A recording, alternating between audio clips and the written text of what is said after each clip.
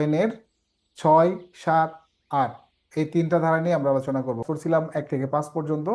1 থেকে 5 পর্যন্ত যে বিষয়গুলো আছে তার ভিতরে আমাদের 1 দ্বারা বলেন, তারপর হচ্ছে আমাদের 2 দ্বারা, 3 দ্বারা, 4 দ্বারা, 5 দ্বারা, এগুলো আপনার সবচেয়ে ইম্পর্টেন্ট হচ্ছে 3 ধারাটা। 3 ধারাটা 3, 4, 5 আপনি 2 দ্বারা তো বাতিলই, আর একে আছে মূলত এই আইনটার একটা নামকরণ কি, এটা আপনার কার্যকর সীমা এবং এটার প্রবর্তন। আপনারা জানেন এটার নাম সাক্ষ্য আইন 1872 কিংবা 1872-এর সাক্ষ্য আইন, যেভাবে দেন। এখন সংশোধনী যেটা আছে আপনার 2022, এই সংশোধনীটাকে আপনারা লিখবেন কিনা, এই ক্ষেত্রে আপনার বাধ্যতামূলক না, আপনার লেখার কোনো প্রয়োজন নাই, আপনি কোনোভাবেই লেখার দরকার নাই। আপনি শুধুমাত্র লিখবেন 1872 সালের সাক্ষ্য আইন বা সাক্ষ্য আইন 1872 এর, তারপরে আপনি ধারাটা লিখলেন। কেন আপনি লিখবেন না? কারণ এই সংশোধনী লিখতে গেলে আপনি শুধুমাত্র যেই অধ্যায়, যে আইনটুকু সংশোধন হয়েছে শুধুমাত্র এইটুকুর ক্ষেত্রে আপনি সংশোধন ব্যবহার করতে পারবেন। অতএব যেসব জায়গাতে পরিবর্তন আনা হয়েছিল 22 সালে, ওই সব জায়গাগুলো আপনি উল্লেখ করতে পারবেন 2022। যে কোনো আইনের ক্ষেত্রেই, ভালো করে শুনেন, যে কোনো আইনের ক্ষেত্রেই সংশোধনী লেখা বাধ্যতামূলক না। বুঝছেন বিষয়টা? নারী ও শিশু নির্যাতন দমন আইন কত সালের আইন? 2000। বাস এনাফ। যদি এবার মনে চাই তাহলে আপনি ভিতরে লিখতে পারেন ব্র্যাকেটে সংশোধনী অধ্যাদেশ 2025। তিনও বা তিনও শেষ, 25ও শেষ। ঠিক আছে? তো তো আমাদের লিখতে হবে 1872-এর সাক্ষ্য আইনের এত দ্বারা বা সাক্ষ্য আইন 1872 এর এত দ্বারা। যদি সংক্ষিপ্ত করতে চান তাহলে শুধুমাত্র সাক্ষ্য আইন এত দ্বারা, আপনার এতেও কোনো ভুল হবে না। আপনি যদি এত বড় একটা উত্তর লিখতে পারেন তাহলে যেখানে দ্বারা কোট করবেন এইখানে আপনার লিখতে একটু বড় লিখতে আপনাদের এত কার্পণ্য করা লাগে কেন? প্যানাল কোড না লিখে কেউ কেউ পিসি লিখতে চান, ভুল হবে না, বাট আমার দরকারটা কি কনফিউশনে দেওয়ার? আপনি প্যানাল কোড লিখবেন। ক্লিয়ার? অতএব আইনের নামটা যদি পরিপূর্ণভাবে লিখতে পারেন ভালো, এটা আপনি লিখে দিবেন, কারণ সংক্ষিপ্ত রূপ অনেক সময় আপনার চোখে ধরা নাও পড়তে পারে, এরকমও হতে পারে, আপনার স্কিপিং হতে পারে। তো 1 ধারাটা আমাদের বুঝলাম, 2 ধারাটা আমাদের বাতিল, এটা নাই। এখন যদি কেউ বলেন স্যার 2 ধারাতে কি আছিল যে বাতিল হয়ে গেল, আরে ভাই যেটা বাতিল হয়ে গেছে আপনার এত জানার দরকার কি কি ছিল? বাতিল মানে বাদ।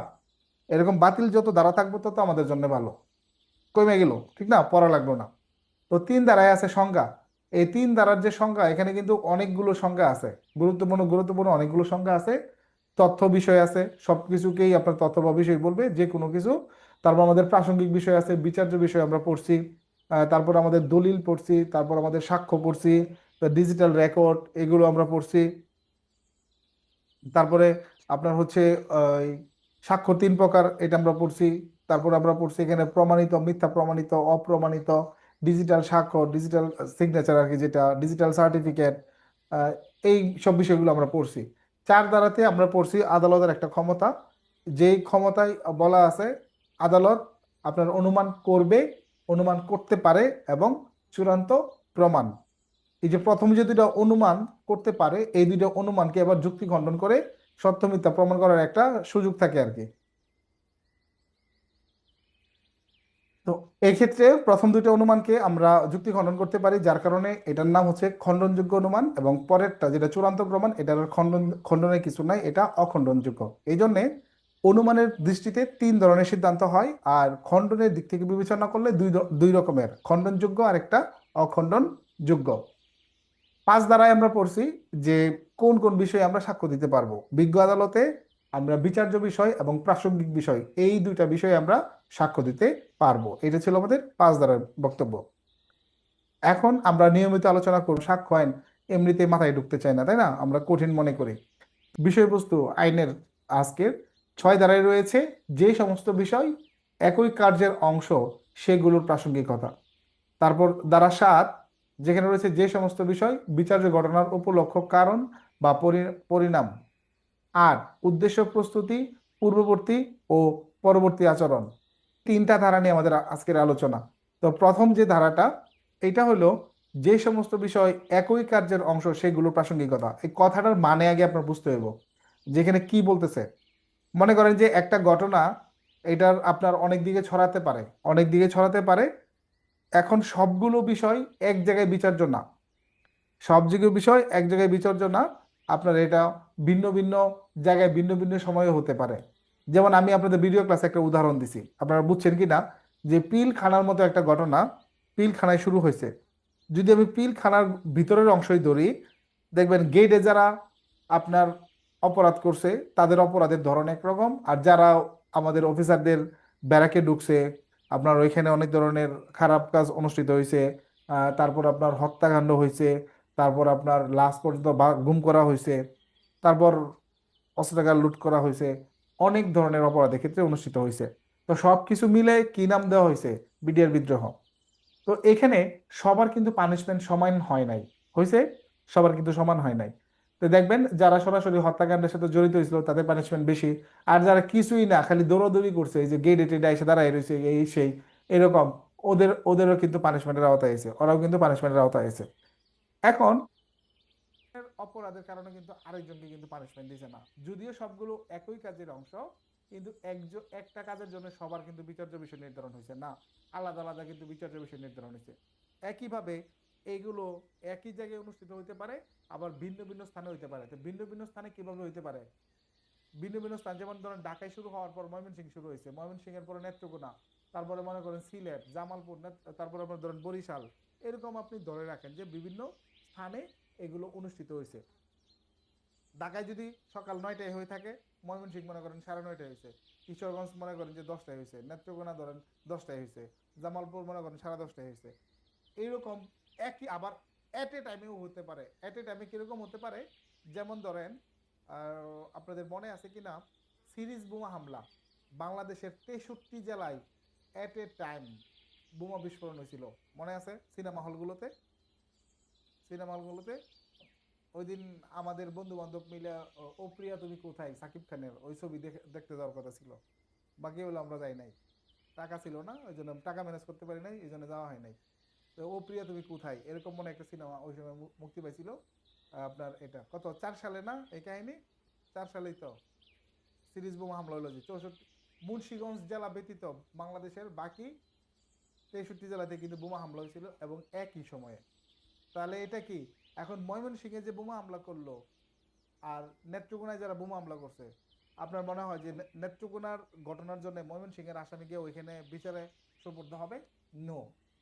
কিন্তু এই পুরোটা ঘটনা একটা সূত্রে গাথা না, একটা সূত্রে গাথা কিনা, এটা পরিকল্পিত, কিন্তু সেন্ট্রালি ভাবে যার হুকুমে হয়েছে তার পানিশমেন্ট কিন্তু সব জেলায় হতে পারে, সমস্যা নাই, যার হুকুমে হয়েছে মনে করেন।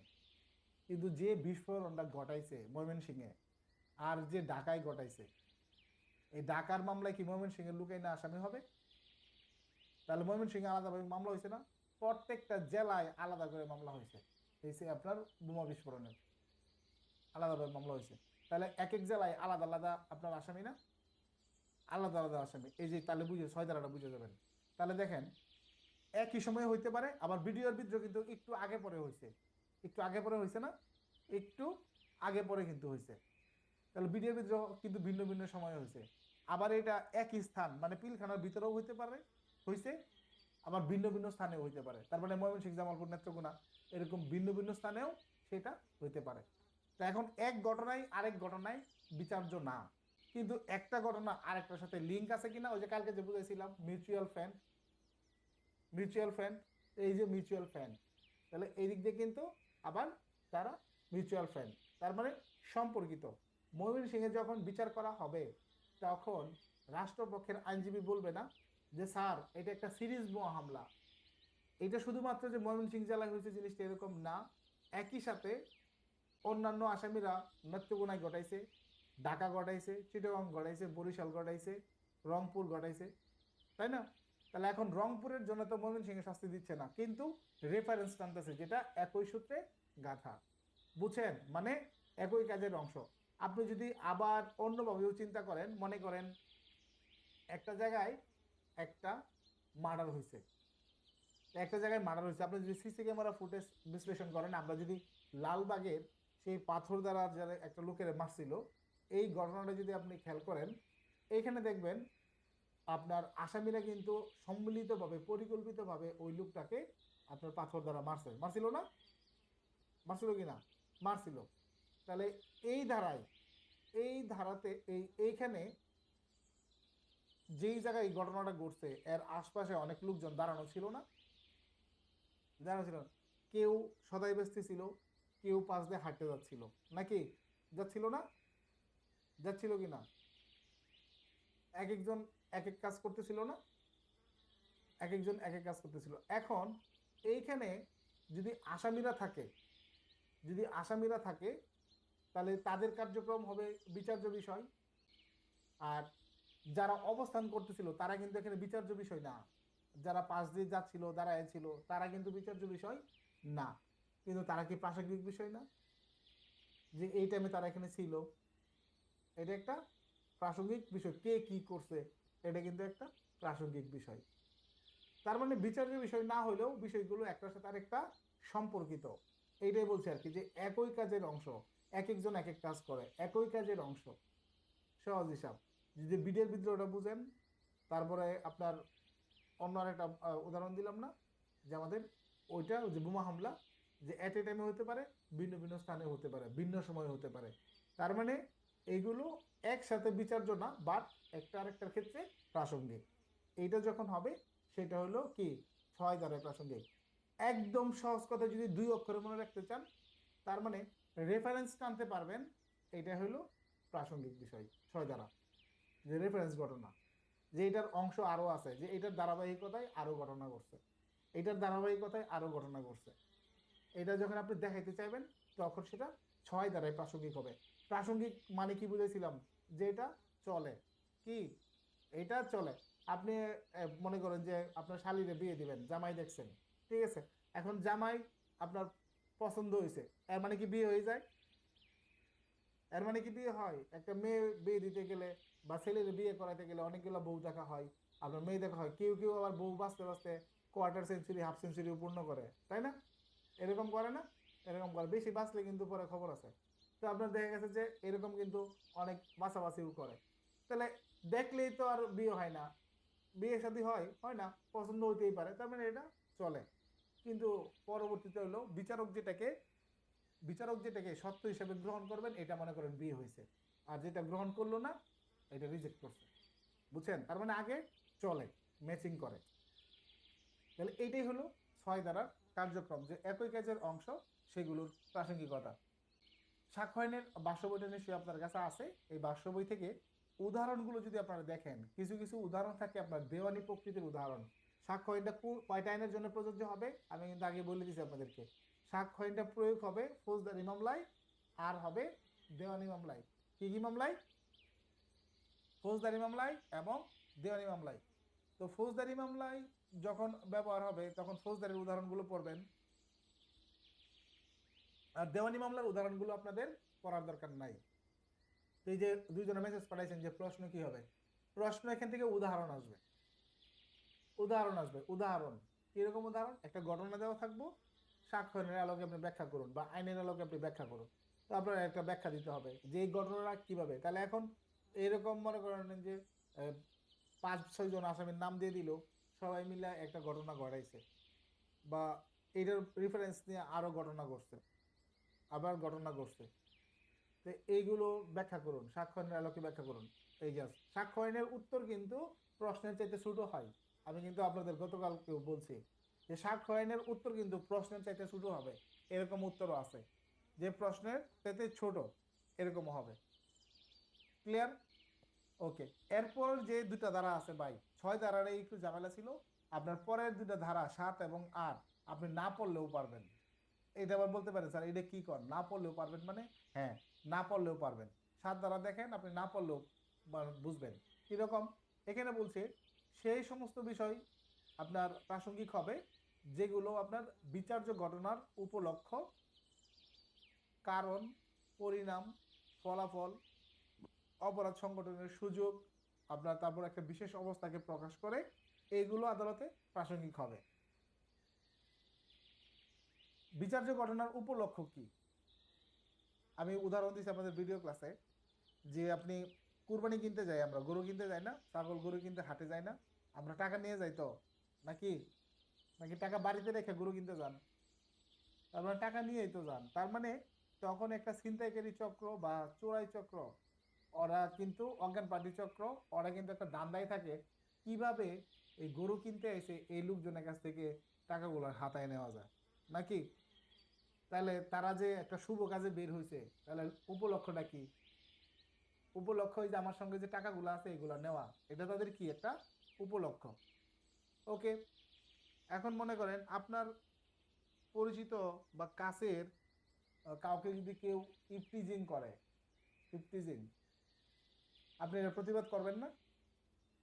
প্রতিবাদ করবেন। কেউ ইপটিজিং করছে, আবার অনেক সময় আমরা দেখছি যে আপনার গিয়ে ধুমধারাকে আপনার মায়েরও দেয়, বিশেষ করে সিনেমায় যদি নায়িকারা কিছু কেউ কিছু ইপটিজিং করে, নায়ক মনে করেন গিয়ে সেরাই ওই ভিলেন সহ আর যে কটা থাকে 15 20 30টা, ব্যাপার না, পিড়ে এসে আপনার কিন্তু নিয়ে আসে, ঠিক না? বিশেষ করে যদি নায়িকার উন্না নিয়ে যায়, এই উন্না মনে করেন 30 40 টাকা মায়েরা উন্নাটা নিয়ে আসবে, ঠিক না? আপনার এই বুঝছেন তো কোন মুভির কথা বলছি? তামিলের একটা মুভি আছে না, দেখবেন, আর নামও তো ভুলে গেলাম নায়কের। তো ওইটাতে কিন্তু আমরা দেখছি যে সে একাই মনে করেন যে 20 30 টাকা মাইরা আবার ওনার নিয়ে আসছে। ও এটা আবার ছোট বোন থাকে, সরি নায়িকা না, ছোট বোন। তো এইরকম আমাদের কিন্তু একটা কারণ থাকে, মায়ের কারণটা কি? কি কারণ? এই যে ছোট বোনের ওড়না নিয়ে গেছে এই কারণে তারে মারছে। তাহলে একটা কারণ, উপলক্ষ বুঝলাম, কারণ বুঝলাম। এরপরে হলো পরিণাম। পরিণামটা কি? আপনার, হ্যাঁ, আল্লু অর্জুনের, ঠিক আছে। ওই যে মারছে যে, এখন মনে করেন যে মাথা টাথা বাইরে যদি ফাটায় লাই কেউ মারে, কিংবা আপনার যদি রক্ত বের করলো না, এখানে মনে করেন বাড়ি টাড়ি দিল, হাত টাত ফুলবে না? ফুলবে কি না? ফুলবে। বা একটু দাগ আসবে, বা ধরেন আপনার কলার টলার ছিঁড়া থাকবে। তো আলামত সৃষ্টি করে। দেখবেন আমরা যখন এই আলামতের কথা বলি, আমরা লিখি কি 7 9 51 এই দ্বারাই প্রাসঙ্গিক নাকি, এভাবে লিখি না? আমরা যখন বস্তুগত সাক্ষ্য আগে ছিল না, 7 9 51 এভাবে লিখতাম, 7 9 45 এভাবে লিখতাম, এভাবে আমরা লিখতাম। কিন্তু এই 7 দ্বারাটা আমরা কেন ইউজ করতাম আলামতের ক্ষেত্রে? পরিণাম হিসাবে। কি পরিণাম? পরিণামটা হইলো, দেখবেন কাউকে যদি খুন করা হয়, ছুরি দিয়ে স্টেপ করে বা গুলি করে, রক্ত বের হবে না? না পানি বের হবে? রক্ত বের হবে। তো এই রক্ত যখন মাটিতে পড়ে, রক্ত মাখা মাটি, একদম সবচেয়ে বেশি উদাহরণ বা বেশি গাইড বইতে যেই উদাহরণটা লেখা থাকে, রক্ত মাখা মাটি, তাই না? যেটা কি করতে হবে? রক্ত মাখা মাটি জব্দ করতে হবে খুনের আলামত হিসেবে। এটা যে ভিক্টিমেরই রক্ত, এটা কিন্তু আবার পরীক্ষা করে কিন্তু মতামত দিতে হবে। তাহলে খুনের কারণে এখানে রক্ত পাওয়া গেছে, খুনের কারণে এখানে ছুরি পাওয়া গেছে, আপনার কাউকে মারধরের কারণে মনে করেন তার আপনার নীলাফুলা জখম হয়েছে। তো এগুলো কিসের পরিণাম? বলেন, ভালোবাসার পরিণাম না মারামারির পরিণাম? কিসের পরিণাম? মারামারির পরিণাম। তাকে আঘাত করছে, আঘাতের পরিণাম। তাকে মেরে ফেলছে, মেরে ফেলার পরিণাম। তো এই পরিণামগুলো আদালতে প্রাসঙ্গিক না অপ্রাসঙ্গিক? আদালতে প্রাসঙ্গিক। তার মানে পরিমাণ, এই পরিণাম, আমরা পরিণাম বলতে গিয়ে পরিমাণ বইলা ফেলায় অনেক সময়, তাই না? উচ্চারণটা একটু অন্যরকম লাগে। তো এই পরিণামটা আমরা আদালতে উপস্থাপন করতে পারবো কি পারবো না? কোনো ঘটনার পরিণাম আদালতে উপস্থাপন যোগ্য কি যোগ্য না? যোগ্য। তার মানে সেটা প্রাসঙ্গিক। এবার দেখেন অপরাধ সংগঠনের সুযোগ, এটা কি বলে? দেখবেন আপনার কেউ কেউ খাড়া যুক্তি উপস্থাপন করে, খাড়া না, খোরা যুক্তি। কিরকম? যে এক জায়গায় একজন গেছে, গিয়ে ওখানে মাইর খেয়ে আইছে, মাইর খাওয়া আসার পরে বলে, তুই এনে গেলি কি লেগা? ঠিক না? কি কয়? তুই এনে গেলি কি জন্যে? এইটা তো, তাই না? তুই লোকজন সারা এনে একা কেন কেন গেলি? গেলি কি জন্যে? এই যে কথাটা বলতেছি আমরা, তুই যদি ওনে না যাইতি তাহলে তোরা মারতে পারতো? কথা হলো যেটা, দেখেন, যে আমি জানি যে এই এলাকার লোকজনের সাথে আমরা গন্ডগোল করছি, এই পাড়া মহল্লায় গন্ডগোল হয় না এলাকার আধিপত্য নেওয়া? কি ব্রাহ্মণবাড়িয়ার লোক নাই, নরসিংদীর লোক নাই না? আধিপত্য নিয়ে গন্ডগোল হয় না? গন্ডগোল হয়তো ময়মনসিংহ আছে, কিন্তু গফরগাঁও, ঠিক আছে। তো এই যে আধিপত্য নেয়া যে গন্ডগোলটা হয়, তো দেখা গেছে যে বলে যে সাহস থাকলে আইস আমগো এলাকায়, এরকম হয় না? এলাকা ভিত্তিক যখন প্রভাবটা হয়, তখন আপনি মনে করেন আবার বাহুবলীর নায়ক মনে করতেছেন নিজেরা, যে এইরকম 2 3 হাজার কিন্তু ব্যাপারই না, আপনি একা একা গেছেন ওই এলাকায়। কারণ আপনি যখন বাহুবলী ওই এলাকায় গেছেন, তো ওখানে তো মনে করেন যে আছে না কাটাপ্পা টাটাপ্পা তো আছে, মনে করেন যে আপনার দিব না বসানি। তো ওই মনে করেন আপনার মানে একা পায়া বাহুবলীর একা পায়া কি কাটাপ্পা ছাড়বো, একা পাইছে না, তখন পিছন দিয়ে মনে করেন বসান দিয়ে দিছে। তখন তখন তারা জিজ্ঞাসা করবো "এ তুই এনে গেলি কি জন্য"? ওই যে প্রশ্ন যেটা কয় যে বাহুবলী কাটাপ্পা কি লেগে মারছে, তো এরকম আর কি, যে কেন মারছে, ওই যে সুযোগ পাইছে এ লেগে মারছে। কি পাইছে? সুযোগ পাইছে, এই জন্য মারছে। তাহলে বাহুবলীরা কাটাপ্পা কি জন্য মারছে?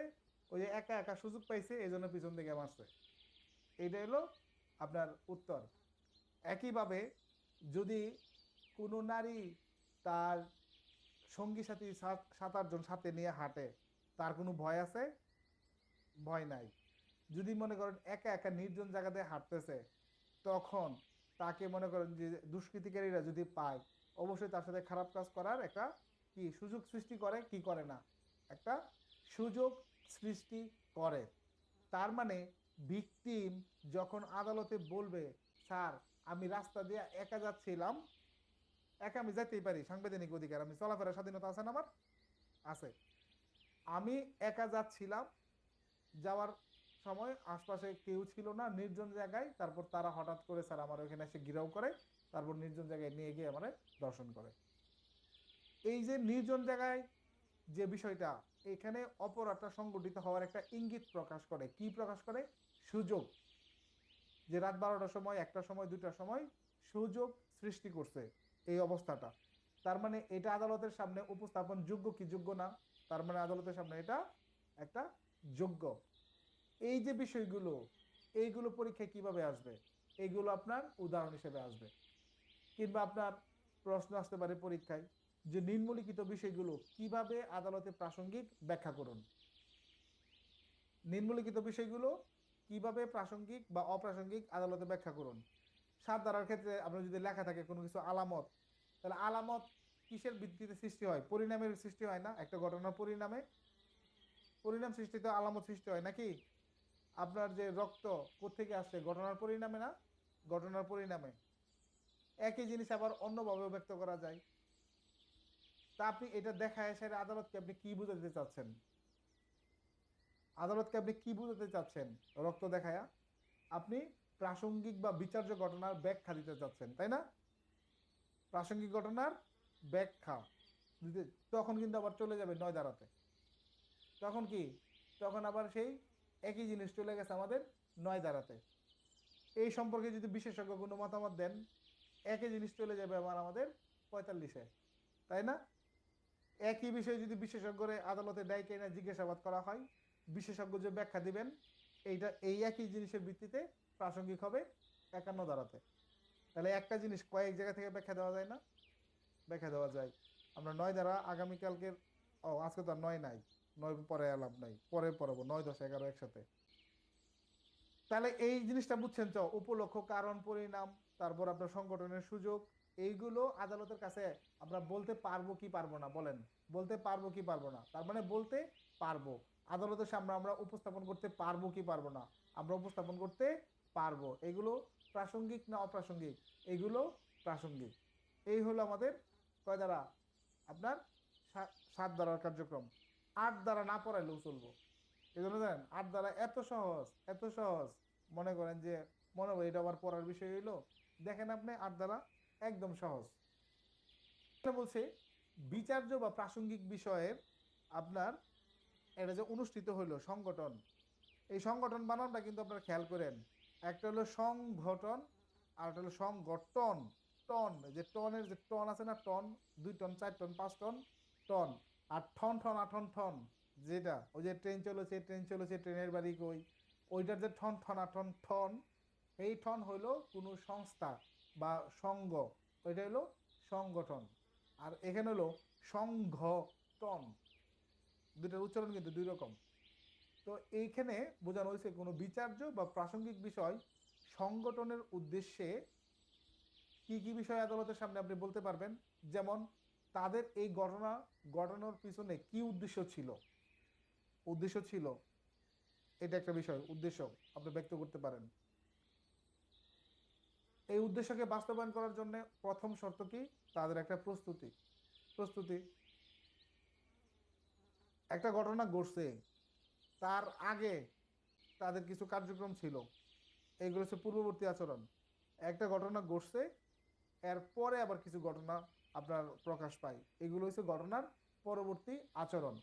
অনেক ঘটনাই ঘটে, আমরা সাধারণত সাথে সাথে ওই ব্যক্তিকে আইডেন্টিফাই করতে পারি না, বাট তার পূর্ববর্তী আচরণ এবং পরবর্তী আচরণ দেখে আমরা অনেক কিছুই বুঝতে পারি, তাই না? যেমন ধরেন এক জায়গায় ঘটনা ঘটছে, আমরা বললাম যে যে কাঁঠাল খাইছেন তার মাথায় কিন্তু কষ বেজে রয়েছে, তার মাথায় কষ বেজে রয়েছে। এখন যদি 30 জন লোকের ভিতরে একজন মাথায় হাত দেয় কষ দেখার জন্য, এতে আপনার কি বুঝলেন? কি বুঝলেন? তার মাথায় কি আপনার সে হাত দিল। পরবর্তী আচরণ আমাকে বলতে হবে, কিংবা পূর্ববর্তী আচরণটা তো আমাকে বলতে হবে, নাহলে আমি বুঝবো কিভাবে? আচ্ছা, এখন ঘটনার পূর্ববর্তীটা পাইছেন, পরবর্তীটা পাইছেন, পরবর্তীটা পাইছেন। এখন আপনার ঘটনার সময়েরটা গেল কই? এটা তো কেউ জিজ্ঞেস করলেন না।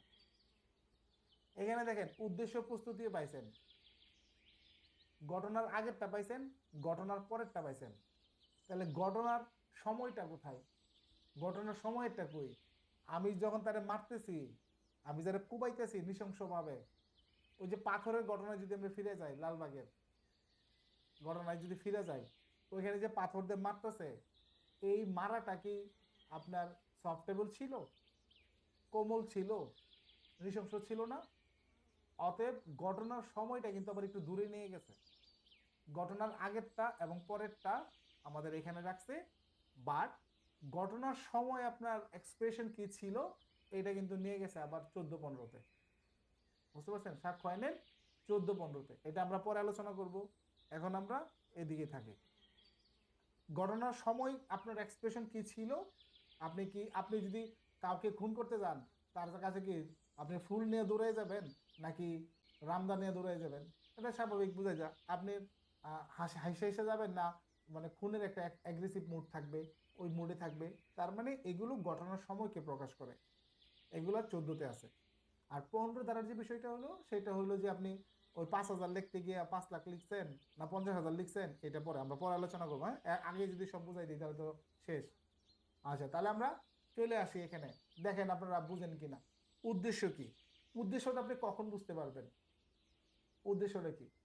মনে করেন আপনার কেউ যদি কারো বাড়িতে রাতের 2টার সময় আপনার ওই ঘরের সিপাই লুকায় রয়েছে, ওই টাইমে ধরা খায়, তার উদ্দেশ্য কি?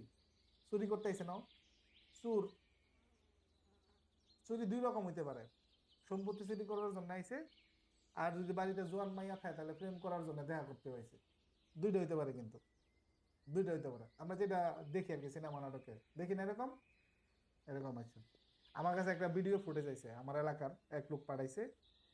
তার মানে খুব মানে কাছের একজন মানুষ বাড়ি থেকে কিভাবে এক ছেলের সাথে পালায় গেছে, মসজিদে আজান দিচ্ছে ফজরের, আর এদিক দিয়ে পালায় যাচ্ছে, এরকম আর কি ভিডিও ফুটেজ। তো এরকম চোর দুই রকম হইতে পারে। তার মানে যাকে ধরা হবে তাকে দেখেই তো বোঝা যাবে তার উদ্দেশ্য কি, তাই না? সুরের দেখলে বোঝা যাবে না যে সুর, আর যে প্রেমিক তার বোঝা যাবে না সে প্রেমিক কিনা। তো অনেক সময় অনেক প্রেমিককে কিন্তু সুর হিসেবে চালানো যায়, আমরা শুনছি বা দেখছি, জানছি, এরকম হয়েছে না? এরকম হয়েছে। ওকে, তাহলে এখানে উদ্দেশ্যটা আমরা বুঝছি। এখন ধরেন প্রস্তুতি, দেখে আপনি কিভাবে বুঝবেন উদ্দেশ্য প্রস্তুতি দুইটা আবার এক ঘটনা থেকে বোঝা যায় কিরকম। আপনারা কখনো ডাকাতির প্রস্তুতির মামলা দেখছেন? 399 402 এর মামলা, 399 402 ডাকাতির প্রস্তুতি। ডাকাতরা যখন ডাকাতি করে ফেলে, তখন তো পূর্ববর্তী বা পরবর্তী আচরণটা আমরা সিসি ক্যামেরার ফুটেজ দেখে বুঝি, বা ঘটনার সময়ের ফুটেজটাও আমরা বুঝি, যেটা 14-15-তে আছে, 14-তে আছে। কিন্তু উদ্দেশ্য এবং প্রস্তুতি আমরা কখন বুঝতে পারি? এইটা যখন সে ধরা খাবে তখন, যখন সে ধরা খাবে তখন। অর্থাৎ ধরেন ওই যে বাঁশঝাড়ের এখানে আমাদের 4-5 জন ডাকাত মনে করেন জড়ো হয়েছে, সরি 4-5 জন হলে দেবো না, 5-6 জন, 5-6 জন ডাকাত মনে করেন আপনার জড়ো হয়েছে। এই মুহূর্তে আপনার এলাকাবাসী টের পেয়ে গেছে, তারপর গিয়ে তাদেরকে ঘেরাও করছে। তাদেরকে কি করছে? ঘেরাও করে ধরছে, ধরে পুলিশের কাছে সোপর্দ করছে। এখন তাদেরকে যখন জিজ্ঞাসাবাদ করা হয়েছে, তাদের উদ্দেশ্য কি ছিল? ডাকাতি। তাদের উদ্দেশ্য কি তাহলে? ডাকাতি। আচ্ছা, ডাকাতি যে তাদের উদ্দেশ্য, আপনার সাথে মনে করেন কিছুই নাই, খালি হাতে আইছে, তাহলে কি এটি ডাকাতির জন্য আইছে? আপনার কি মনে হয় ডাকাতি? তাহলে ডাকাতি না। এখন ডাকাতির জন্য প্রস্তুতি থাকতে হবে না? প্রস্তুতি থাকতে হবে। তাহলে এখন যদি সাথে আপনার আপনার পাওয়া যায়, অস্ত্র পাওয়া যায়, সাথে যদি রামদা, ছুরি, কাঁচি, আপনার মনে করেন যে বস্তা, মাস্ক, এগুলো যদি পাওয়া যায়, যে কি জানি বলে মুখোশ, মাংকি ক্যাপ, গামছা, এগুলো যদি পাওয়া যায়, তাহলে এগুলো কিসের প্রস্তুতি? এগুলো ডাকাতির প্রস্তুতি হবে। তো তার মানে উদ্দেশ্য বুঝলাম, প্রস্তুতি বুঝলাম, পূর্ববর্তী এবং পরবর্তী আচরণ। পূর্ববর্তী আচরণটা কিরকম? যদি কোথাও ডাকাতি হয়, যদি কোথাও চুরি হয়, আমরা কি করি? আগে থেকে ওই এলাকায় খোঁজ খবর নেই। সবাই খোঁজ খবর নেই না? সবার থেকে কিন্তু আমরা খোঁজ খবর নেই যে এখানে, বা সিসি ক্যামেরা ফুটেজ দেখার চেষ্টা করি যে যেদিন ঘটনা, এই দিন বা তার আগের দিন বা তার দুদিন আগে থেকে ওই এলাকায় কারা ঘোরাফেরা করছে সন্দেহজনক। তার মানে একটা জায়গায় যদি ডাকাতি হয়, চুরি হয়, দেখবেন এখানে আপনার একটা রেকি করে, যারা অপরাধটা সংগঠন করে রেকি করে। তাহলে এদের সম্পর্কে আমরা তথ্য পাই কোথায়? রেকি করে। ওই যে দেখি যে ওরা কারা কারা এখানে ঘুরছে, সন্দেহ করি আর কি, মোটামুটি। অনেক সময় মিলে যায়, অনেক সময় মিলে না। আবার মনে করেন ঘটনার সময়, ঘটনার পরবর্তীতে তারা কোন দিক দিয়ে পালাইছে, এটা ঘটনার পরবর্তী আচরণ। আবার মনে করেন যেদিন ঘটনা ঘটছে এই দিন থেকে এলাকায় রসু ডাকাত নাই, এই দিন থেকে মনে করেন কালা জাহাঙ্গীর উদাও। তো এই যে ঘটনাগুলো, এরা ঘটনার পর পর এই এলাকা থেকে নাই। তার মানে কি কিছুটা অনুমান যারা ডাকাতি করে এই এলাকা থেকে পলাতে হয়েছে, ঠিক না? এটা একটা কি ঘটনা, এটা অনুমান। এটা বোঝা যায় যে পরে যখন তাদেরকে ধরে আনা হয়, তারপর যদি আমাদের ছয় দ্বারা হচ্ছে যে সমস্ত বিষয় একই কাজের অংশ সেগুলি প্রাসঙ্গিকতা। একই কাজের অংশ সেটা স্যার আপনার উদাহরণ দ্বারা সব বুঝলাম, যেমন পিলখানা বলছেন, তারপরে ওই যে সিরিজ বোমা হামলা বলছেন। কিন্তু এই বিষয়টা স্যার আমি বুঝলাম, কিন্তু এইটাকে আদালতকে প্রমাণ করাইতে হবে স্যার। এইটা একটু কনফিউশন আছে, আদালতকে কিভাবে প্রমাণ করবো স্যার এই বিষয়টা? আদালতকে আপনি প্রমাণ করেন, আপনি তো উপস্থাপন করবেন, আদালত যেটার আদালত সেটা ধরে নিবে। আদালত সাক্ষীর আপনার মূল্যায়ন কে করবে? সাক্ষ্যের মূল্যায়ন কে করবে? আপনি না আদালত? আদালত স্যার। আপনার কাজ হইলো 6 ধারা পর্যন্ত উপস্থাপন করা যে এটা এইভাবে হয়েছে, এই এই যে হয়েছে। বিষয়টা এখন স্যার আমি তো এইটা আমি এইটা যদি স্যার এই আদালতে এই উক্ত একটা মামলার চার্জশিট দিলাম, আয়ু সাক্ষী হিসাবে আমাকে স্যার আদালত ডাকলো, তখন আমি একে যখন প্রশ্ন করবে তখন আমি এইটা উপস্থাপন করবো স্যার, বিষয়টা হ্যাঁ, এরকম। আপনি আপনি ব্যাখ্যা দিবেন, আপনি যে ব্যাখ্যা দিবেন, আপনি যে আদালতের সামনে কথা বলতে পারেন, কিসের জি ভিত্তিতে কথা বলেন, আপনি কিসের ভিত্তিতে এগুলো দেখাইতে পারেন। রিফারেন্স যে আপনি দেখাচ্ছেন, ঘটনা করছে ময়মনসিংহ, আপনি টাইনা নিয়ে এসেছেন টাঙ্গাইলের, আপনি কিসের ভিত্তিতে টাঙ্গাইলকে আনলেন? আপনি টাঙ্গাইলকে আনছেন 6 ধারার বিষয়টা বোঝানোর জন্য যে এইটার প্রেক্ষিতে এটা করছে, তার মানে আপনারটা সত্য। না হলে তো ওই রেফারেন্সটা আপনি দেখাইতে পারতেন না। সঠিক স্যার। কারণ জি এটার কতটুকু বিশ্বাসযোগ্য এটা নির্ধারণ করবে আপনার আদালত। সাক্ষ্যের বিশ্বাসযোগ্যতা নির্ধারণ করবে কে? আদালত। আদালত স্যার। জি স্যার। কিন্তু আমি যেটা মানে বাদী যেটা আমরা যেটা লিখছি ওইটা প্রমাণ করার দায়িত্ব, বোঝানোর দায়িত্ব আমাদের, সেটা সঠিক। এইভাবে আমি বোঝাবো স্যার। এবং এটা এই কতটুকু ব্যাপারটা গ্রহণযোগ্য, এটা কতটুকু মাইনে নেওয়া যায়, এটা নির্ধারণ করবে একমাত্র আদালত। 136 ধারাতে বলা আছে যে আদালত গ্রহণযোগ্যতা নির্ধারণ করবেন, এটা গ্রহণ করবেন কি করবেন না, আপনি উপস্থাপন করতেই পারেন। জি জি স্যার, থ্যাংক ইউ স্যার, এটা বলুন। এই যে 8 ধারায় যে বলা হয়েছে যে উদ্দেশ্য, প্রস্তুতি এবং পূর্ববর্তী বা পরবর্তী আচরণ। প্রস্তুতি আর পূর্ববর্তী আচরণ তো একই জিনিস কোনটা? 8 ধারায়। আচ্ছা আমি বলি, সব ধরনের পূর্ববর্তী আচরণ প্রস্তুতির অংশ না। আপনি মনে করেন কাউকে হত্যা করার জন্য বাজার থেকে ছুরি কিনছেন, ঠিক না? জি স্যার। ছুরি কিনছেন, এটা হলো পূর্ববর্তী প্লাস প্রস্তুতি, দুইটাই কভার করে।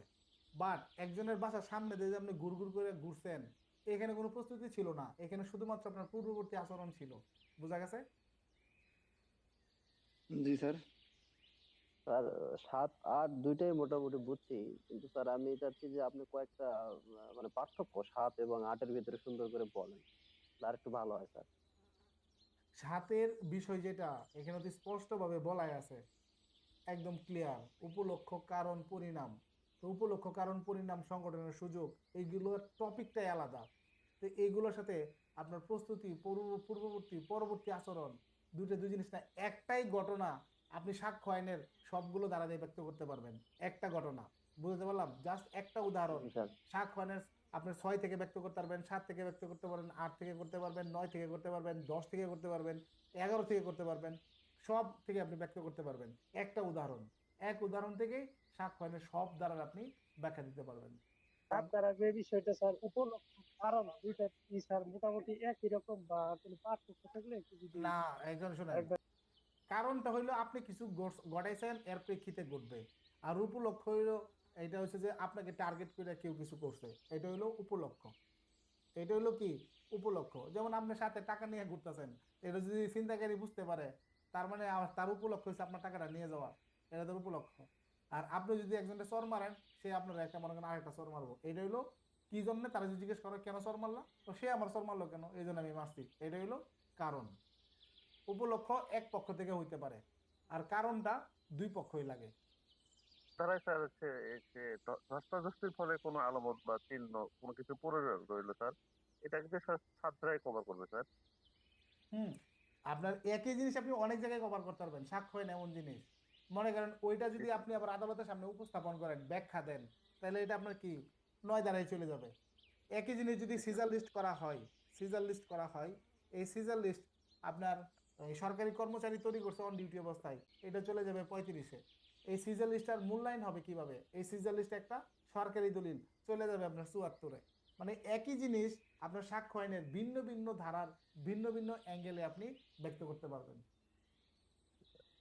আর এগুলো থেকে কি স্যার সৃজনশীল প্রশ্ন হবে তো স্যার? হ্যাঁ, সৃজনশীল প্রশ্ন হবে মাস্ট। যদি প্রশ্ন হয়, উদাহরণ আসবে, উদাহরণটা আপনি ব্যক্ত করবেন যে আপনি কি বুঝছেন, কোন কোন ধারার প্রেক্ষিতে আপনি একটা জিনিসকে আপনি ব্যক্ত করতে পারেন। এই জন্য আপনার বেশি বেশি আলোচনার কোনো বিকল্প নাই, প্রচুর পরিমাণ আলোচনা করতে হবে।